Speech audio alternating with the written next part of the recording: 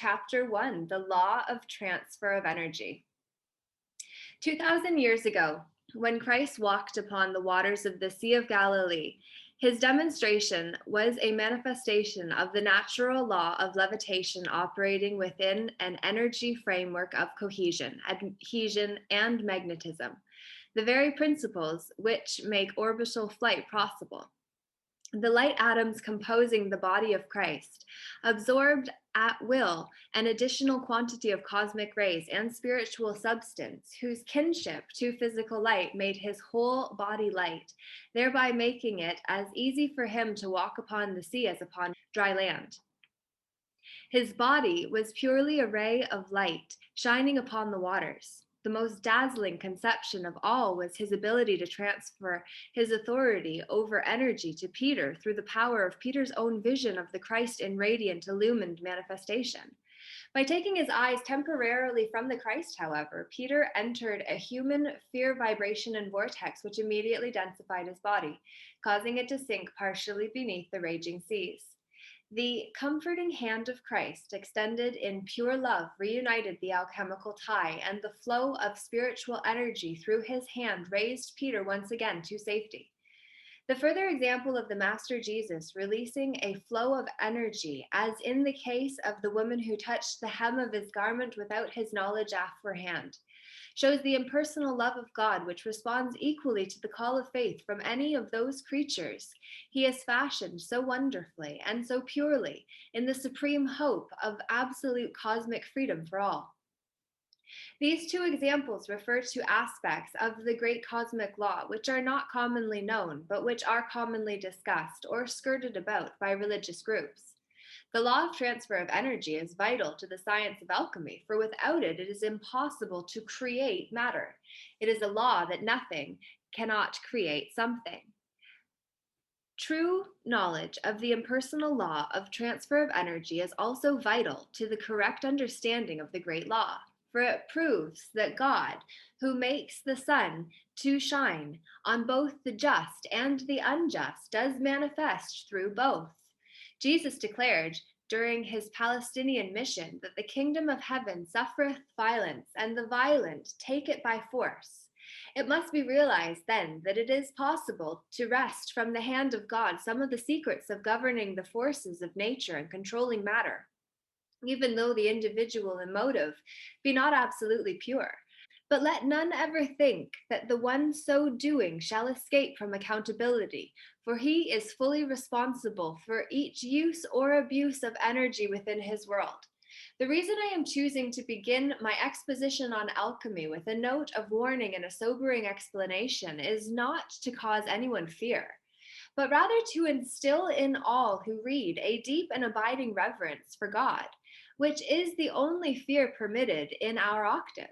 It is in reality holy awe that engenders within all who love the great law of love the fullest respect and adoration for the wisdom which so fearfully and wonderfully made all creation in the image of fearless freedom. All those who misuse the powers of the universe for selfish ends find sooner or later that they must relinquish their hold upon their ill-gotten gains, and the penalty they pay is frightful indeed. To produce substance, to feed the poor, to heal at a touch, a withered hand, to raise the dead, and even to set aside natural law and perform by the magic of alchemy miracles of infinite wonder. This seems to mankind to be the ultimate in their use of heaven's grace. Let me embrace the spirit of freedom that makes it possible for a man made in the immortal, loving, God-free image of his Creator to do these things and many more to the benefit of society and to the happiness of his benefactors. But above all, let me praise the proper use of the blessed divine science of spiritual alchemy. The ancient alchemist has ever been a colorful figure, even to his own contemporaries. But time has gilded his image with a glory far greater than that which he has ever possessed, and it is ever thus when approaching the aspects of mystery. It is in the simple graces of life that men will find their freedom, albeit the more complex aspects are progressive expressions of the laws of life that shall enrich the well-being of this earth and of all its people. harnessing their total good on behalf of the most lovely world of freedom that could ever be conceived of, even in the mind of a new Atlantean. So much for the moment regarding the world society. Let us now consider the individual and his role in the use of alchemy. The inner meaning of alchemy is simply all composition, implying the relation of the all of the creation to the parts which compose it. Thus, alchemy, when properly understood, deals with the conscious power of controlling mutations and transmutations within matter and energy, and even within life itself. It is the science of the mystic, and it is the forte of the self realized man who, having sought, has found himself to be one with God and is willing to play his part. Through the years, men have attempted to glamorize me with the allure of distance in time and space, which always lends enchantment to the view. I do not sell myself short as the Father's handiwork, but in common with beloved Jesus and others among the great masters of our brotherhood, I am especially interested that each man obtain his rightful place in the proper understanding of how he ought to exercise authority in the universe and in his own world and affairs. Let everyone who begins this study do so with the understanding that I have a purpose in speaking here, and that the purpose is to make each one of you alchemists in the truest sense of the word. This means that you must become familiar at inner levels with the alchemistry of God and how each facet of creation is brought into manifestation in matter, in your consciousness, and in your daily life. In order to do this properly, you will need to meditate and reread these lessons many times, calling to me and to your own God self, your I am presence, for illumination on any point that is not immediately clear to you. When you have the inner degree of alchemist, of the sacred fire conferred upon you by your own Christ self, you immediately become a candidate for admission to the outer court of the great white brotherhood. This factor alone is a great incentive for you to become proficient in genuine spiritual alchemy. It has ever been a fallacy of human thought to deny the so-called miracles in the life of the great avatar Jesus. Nonetheless, he, as a son of God, revealed to all these mighty formulas, which, if understood and practiced, would long ago have transformed the planet into a paradise of perfection. Enough, then, of human nonsense and human creation, as Shakespeare would have said it. Off then with the old, the decay and the moldering mustiness of this shapeless mass. On then with the eternal vastness of an unfettered spirit, a being of such freedom as moving seems apart even from reality and projects the image of eternal hope into the tiniest gem or dewdrop cupped within a blossom rare. I am for the freedom of all, lovingly, Saint Germain. And if you would like to unlock more keys, it is just a way. The Fohatic keys, these are light codes, examples of them. The further description is here, and beloved Almoira is here as well. If you're interested in learning more about the teachings of the Ascended Masters, it is here for you. And then the pearl call again, together.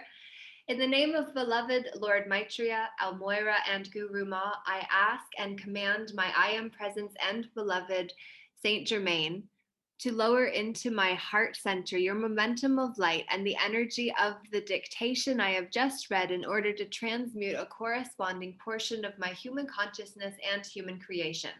Absorb my human consciousness and return it to me requalified and purified. Pass the flame of your higher consciousness through the density and debris of my lower consciousness. Take in the energy of my microscopic consciousness to your heart's altar. Consume and transmute it and return to me the purified substance, the original innocence that is my higher consciousness. Beautiful. Thank you. Chapter 2, the purpose of your alchemical experiment. Void is unfruitful energy. The alchemist must develop a sense of the value of time and space and the opportunity to manipulate both.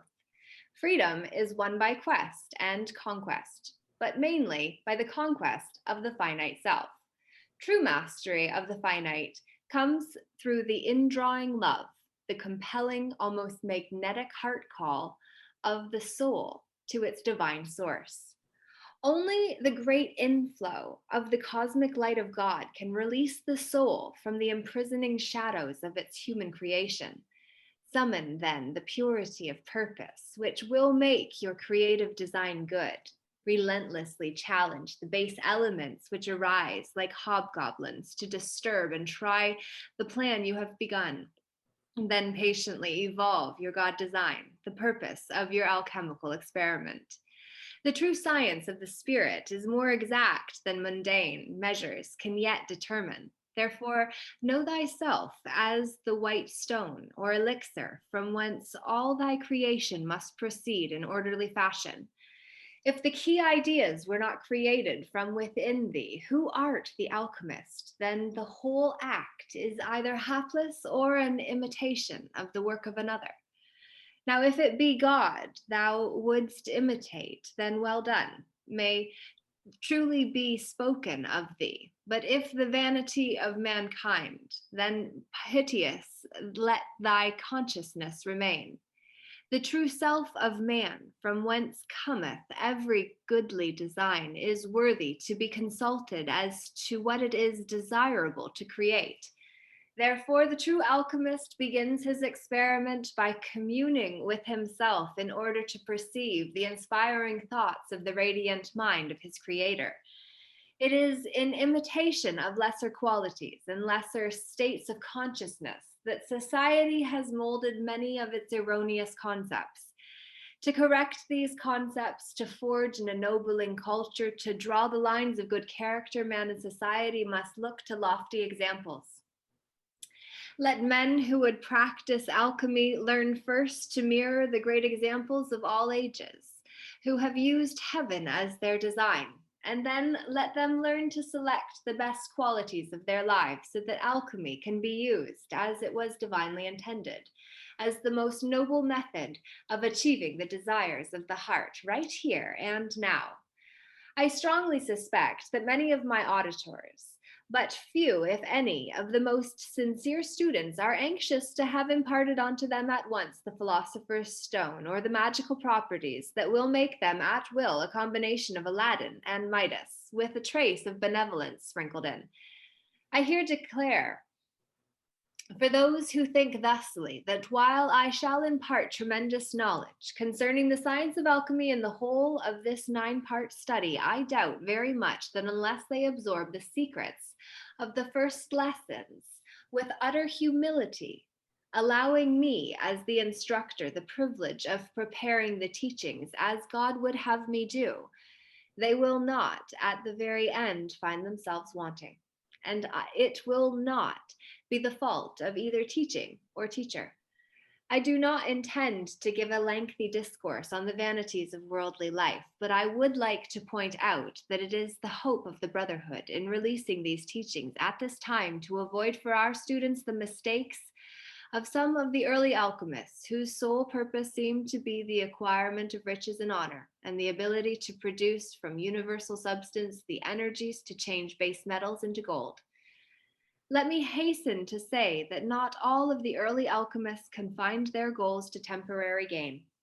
Indeed, many stalwart souls pursued alchemy with the same reverence they would a quest for the Holy Grail, seeing it as a divine art and the origin of the Christian mysteries, as when Christ changed the water into wine at the marriage in Cana of Galilee.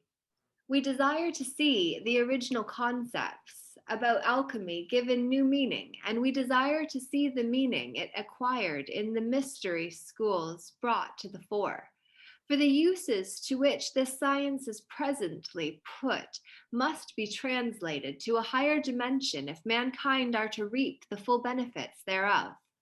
Unless this spiritual science is applied to the freeing of individuals and society from drudgery, confusion, and compromise with the densities of human thought, as is our wish, the purposes to which God ordained it will remain unfulfilled. We who pursue the high calling of the alchemist aspire to see all attain a place where they can both teach and extol the basic purposes of life to the youth of the world as having far greater than mere temporal pleasures, which in reality serve a lesser purpose to a divine alchemist than does a pacifier to a suckling child. Let no one think, because I spend this time in introducing the heart of the subject to you, that my discussion is not pertinent to the facts at hand.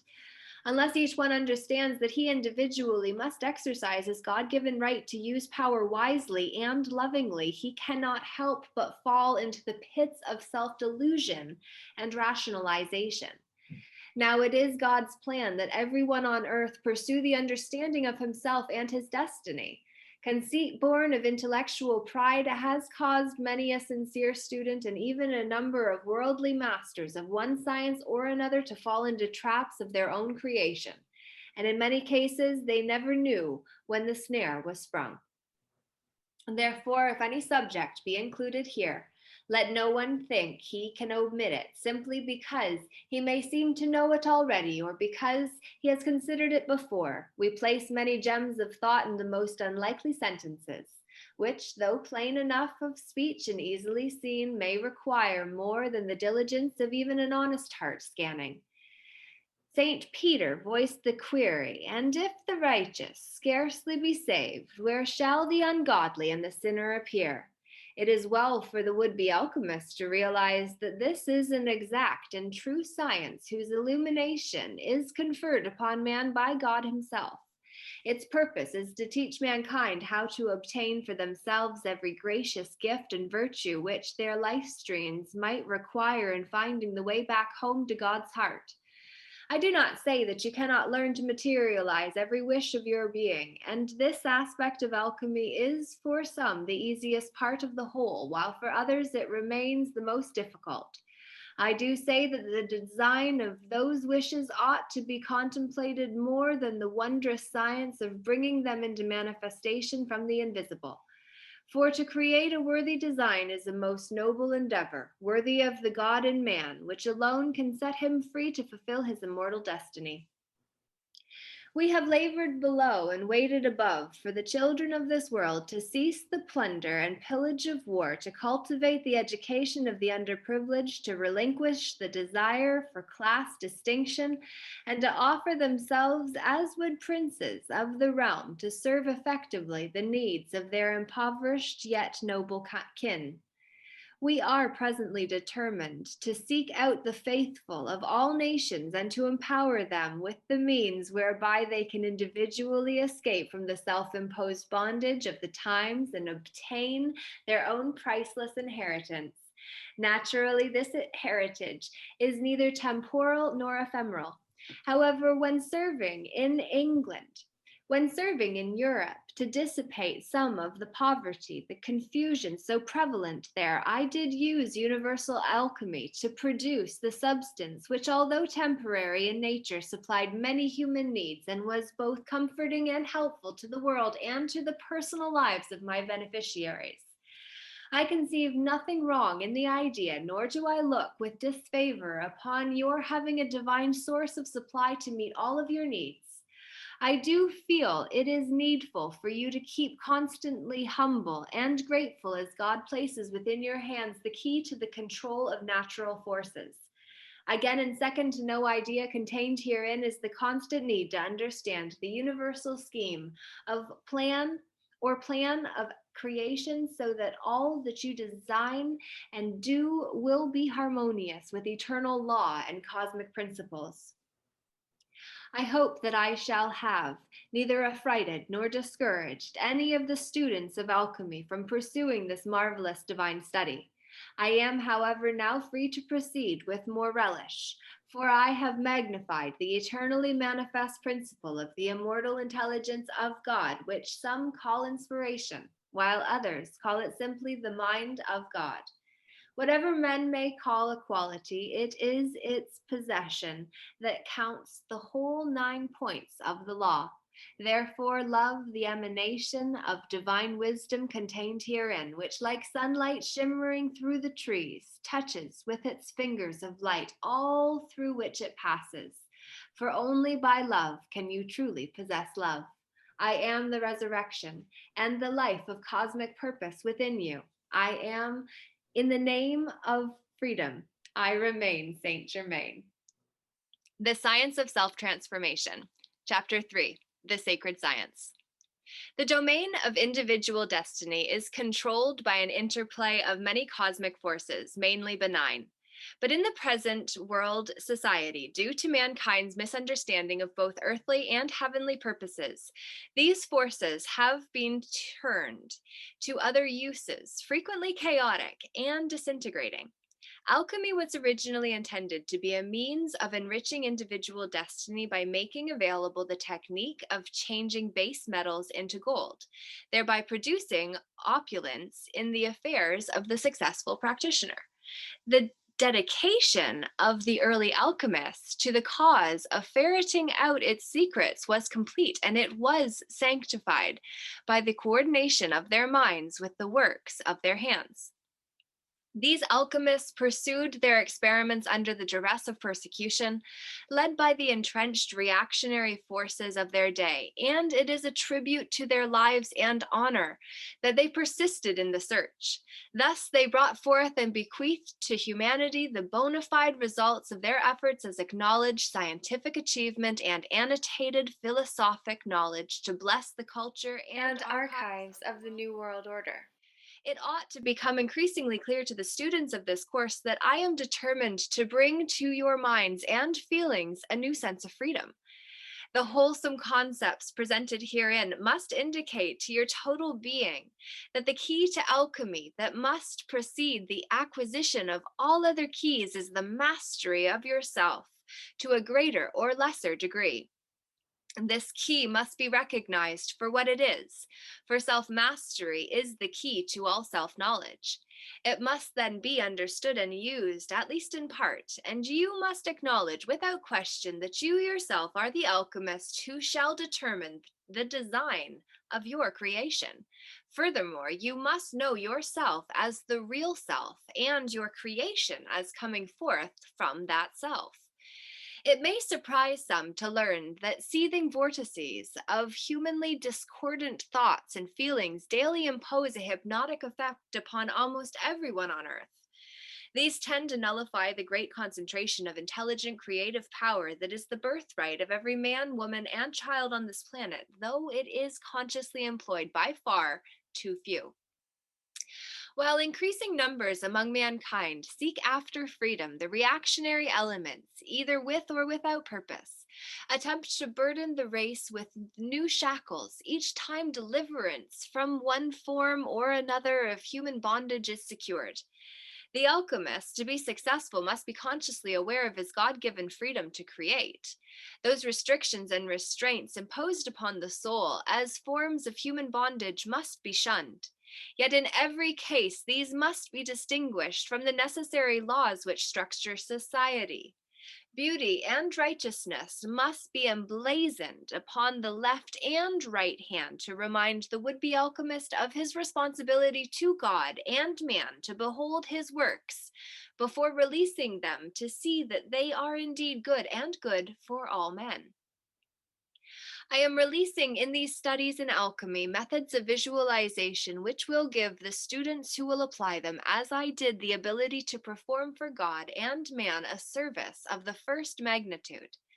I trust that the myth of human equality will be dispelled and that in the dignity of equal opportunity, the evolutions of this planetary home will come to know and love the expansive potential of the Christ in all. Thus, the forging ahead of humanity will be marked by a greater malleability of the soul and less ignorance of man's universal purpose to develop his individual talents that has heretofore existed on earth. As the early alchemists attained a measure of success in probing the secrets of the universe, they became acutely aware of the need to band together and to withhold from the public eye certain discoveries which they made. A number of religious orders and secret societies grew out of this need, and the remnants thereof have survived in the present day. The need to repress as well as to express was recognized, just as enlightened men of today realize that harmony in the social order and among the nations and the eradication of the causes of war and civil strife would remove all reasons for withholding any knowledge that would prove to be universally beneficial. Let me declare, because I can speak in the light of true knowledge, that the early alchemists were not nearly so unsuccessful as history would have men believe. Their discoveries were legion, and they included knowledge both secular and religious, science and philosophic. Above all, they unlocked many truths which, at a later date, were made general knowledge. Let not the world discount all of the stories that have been recounted of the suppression of invention and new ideas for economic and political reasons. When it suited their purposes, men in high places have ever so often instructed their hirelings to help to keep secret the very knowledge which belongs to the ages and which is the heritage of the people of all nations. Regardless of such dishonorable dealings, the masters of wisdom will never transfer this knowledge to mankind until the alchemy of reason heals the internal breach of selfishness within enough of the race that the torch of knowledge may be everlastingly held in the selfless hand of justice. I am preparing your minds in these first 3 lessons to better assimilate the full release of wisdom's flame that has been made a part of this course. It is frequently the despair of men that they did not have a certain choice bit of knowledge long before it came into their hands. This feeling is certainly understandable, but no lamentation that is without constructive leadings is ever desirable. It is preferable that men perceive the now of the present as God's hour rather than the folded parchments of past ages. The fading hieroglyphs of yesterday's errors can neither confute the present truth nor act as a panacea to heal their unfortunate sowings. They serve only as media of contrast to amplify the present sense of gratitude that glories in such progress as now manifests to dispel the ignorance of former times. A determined dedication to use the energies of today to open the doorway into the domain of the future is expected of the student of alchemy. Therefore, let him see to it that his present expansion of the science of alchemy is sufficient to transform the base qualities of the human nature into an altar on which the flame of living reality will fire the grandeur of the golden age now emerging within the Christ mind. Let his endeavors likewise be sufficient to balance the travails of world injustice, and let him work to secure for posterity eras of increasingly abundant progress, enlightenment, happiness, and universal spirituality. When used by the alchemist, symbols and symbology, properly understood, are literally charged with meaning. For example, Mercury is the symbol of speed and interprets to the consciousness the thought of wakeful, reverent alertness, which swiftly endows the chemistry of action with the intensity of application. Salt equates with the idea of selfhood and reminds mankind of the need to have the self retain the savor of its divine source in preference to the crystallization of identity within the Sodom and Gomorrah of materiality indicated in the historical figure of Lot's wife. Fire as life is the catalyst which can be increased from the cosmic light within the cosmic rays in order to intensify and purify the radiance of life in the contemplated design. Moreover, the conscious invocation of life makes all of the alchemist's manifestations doubly secure. Earth symbolizes the natural crystalline densities created out of spirit's energies and sustained by the beings of the elemental kingdom. These tiny creators, in their mimicry of human discord, have transferred to nature mankind's inharmonious patterns. Thus, the convergence of human error upon the planetary body come forth as thorn, thistle, insect, and beast of prey. and the Pandora's box of astral forms was opened by laggard civilizations whose misguided free will and selfishness have perverted life's energies even on other systems of worlds. It is this discord imposed upon the very atoms of substance which the alchemist must remove from his laboratory before he can create. It is this dross which the alchemist will purify by fire. I do not expect that every reader will immediately understand all of the concepts that are included in this course. While it is true that I advocate simplicity in the phrasing of the basic laws of God, I am also aware that thought forms worded in the higher order will be productive of greater good as the world is able to accept them. I therefore include herein elements designed to challenge those of every level of awareness to study, to show themselves approved onto the God flame within. Thus, individual alchemical advances will be achieved by all who faithfully apply the teachings.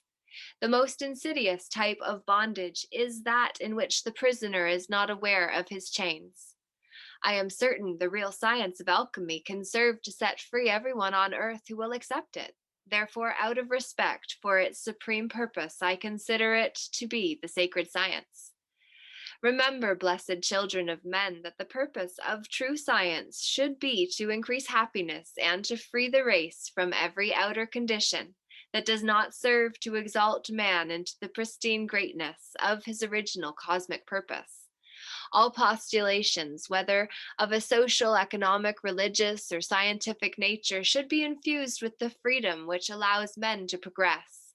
All who attempt to lead mankind progressively forward in these fields should admit to the possibility of change without in any way challenging those infallible pinions of the human spirit referred to as life, liberty, and the pursuit of happiness. Certainly, the opportunity for progress and the freedom to innovate cannot affect the immutability of divine truth or the integrity of the Logos, whose power uttereth speech from those untrammeled heights to which we jointly aspire. I am progressively yours in the holy science, Saint Germain. Chapter 4, Dare to Do. Versatility. I am eternally grateful for that many splendored quality of creation. The universe is fragmented. It is spread apart from a center of oneness to a diversity of light, color, tone, and density. Each partaker of a scene, whether pastoral or of transitory ugliness, ought to remember that the splintered shafts of light rays that compose the swaddling garments of all of creation connect directly with the great source and fountainhead of cosmic unity. In my historical experiences preceding my ascension, which was identical in its rising action to the elevation of Jesus the Christ, I was in a constant state of listening grace, whereby my inner ears and eyes were fixed upon a lovely realm of light and perfection, which served to remove the sting of earthly life from my consciousness, producing a comfort that my friends did not perceive. They often pondered the cause of my inner serenity without understanding its origin. The contacts with my earthly brethren and the appearances that I have made since my ascension have not always been under circumstances where those I met were aware of either my identity or my power. May I humbly state that, as in other similar cases where one of the ascended host has selected to part the veil of matter and Maya to contact directly unascended humanity, the latter have entertained angels unawares. I am well aware that some of my readers may opine, inasmuch as I am one who has passed through the veil, that this release of my words is of a psychic or spiritualistic nature. Let me quickly affirm that it is neither. God be praised that my own life stream need not subscribe to such limiting forms. the fact that we are expressing or vibrating our life in higher dimensions where ordinary human faculties of seeing and hearing do not function renders neither our service nor our reality of any less effect, nor does it force me to subscribe to the above named methods of communication. Blessed ones, you do not by ordinary means perceive radio waves, for they remain inaudible until detected in the miracle of the electronic tube. Therefore, trust in heaven's capacity to communicate with man directly. Because of my dedication to the holy cause of freedom, I have since my ascension consistently maintained a contact with one or more life streams embodied upon earth, and that by cosmic decree and with the approval of the heavenly hierarchy. Beloved Jesus and other great luminaries who have descended in the fullness of the divine plan have likewise appeared to their disciples down through the ages and do occasionally manifest to men and women of today with no more effort than that employed to dial a radio or television. My purpose in discussing the subject of heaven's winged messages from the great cloud of witnesses is not as foreign to alchemy as might at first appear, for it portrays to you a necessary part of my program in the cause of freedom, of which the current series in alchemy is an integral part. You see, blessed ones, the creation of the visible is wholly dependent upon those essences which are not visible to the unaided eye. Yet the central ideas occupying the minds of most people, originating as they do in the transient effects of human causation, are not of enough consequence to deserve comment or to be ordained with permanent reality. I am certain you will agree that even as the range of ordinary human experience becomes monotonous for souls both great and small, so it is a wonderful blessing to them to be able to see into the higher octaves of creation by means of an adjusted consciousness and thus draw inspiration directly from the mind of nature and nature's God. Ignorance, with its defilement of the law, deprives the individual and society of enlightenment. The only cure is illumined obedience, together with scientific attentiveness to the detail of the law. The benefits of divine wisdom remain unknown to many who suppose that the old familiar theories are adequate to meet the demands of the hour and that nothing beyond empiricism or the empirical method is required. Actually, the accepted tenets of modern science, being but partially true, are incomplete and therefore provide an inadequate foundation upon which to base advanced research and the control of the elements. An attitude of complacency does not allow for progress in any endeavor, human or divine. Thus, where grace might abound, it does not. Complacency remains a bulwark of reactive ignorance, preventing mankind from sharing in the abundance which all heaven stands waiting to shower upon those free souls whose purity of heart and guileless nature make most receptive to our thoughts. Before conferring alchemical knowledge of any depth upon you, I wish to exalt you into that divine nobility which is as real as the light of the day and your greatest strength in meeting the challenges of the morrow. To do this may require some examination of the spirit of those sincere alchemists whose excursions into the unknown were productive in more ways than one. Even the souls who failed completely to discover a method of changing base metals into gold were benefited beyond their farthest dreams by the blessings which came to them as a result of their search. Even the persecutions served to band them together in singleness of purpose, which, midst human diversity with its unfortunate tendencies toward greed and selfishness, is an achievement in itself. I am in the hope that you will prepare yourself to succeed in your endeavors. Above all, stand ready to make the necessary changes in your thoughts and preconceived ideas that will make it possible for you to be victorious.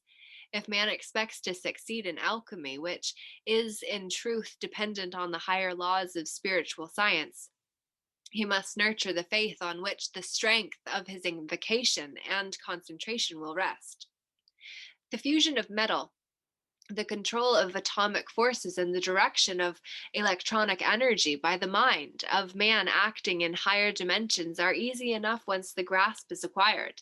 However, after years of dependence upon the five senses and the attendant acceptance of mortal limitation, I am certain you can see how utterly important it is that your thinking become geared to new possibilities in order to function free of human restrictions and the dampening of a divine ardor by those who say, because they do not know, impossible. Let me say to all in freedom's name, try. While you are preparing your consciousness for the reception of the knowledge of tomorrow, be aware then of the need to ponder the origin of concepts involving limitation. Beloved ones, you must be sane and balanced in all you do, but realize that true science borders on the miraculous to those who do not understand its formulas. You approach a solid wall with the idea that you cannot walk through it, yet it is not solid at all, but as full of holes as the wire of a chicken coop. You cannot walk upon hot coals without burning your feet, and yet medicine men of a less illumined culture than your own do so with impunity. Countless miracles of Christ have been duplicated by men and women of various times and climes since his wondrous advent. And yet, because of human skepticism and forgetfulness, the wonder of it all has been relegated to the realm of myth or the imaginings of gullible minds.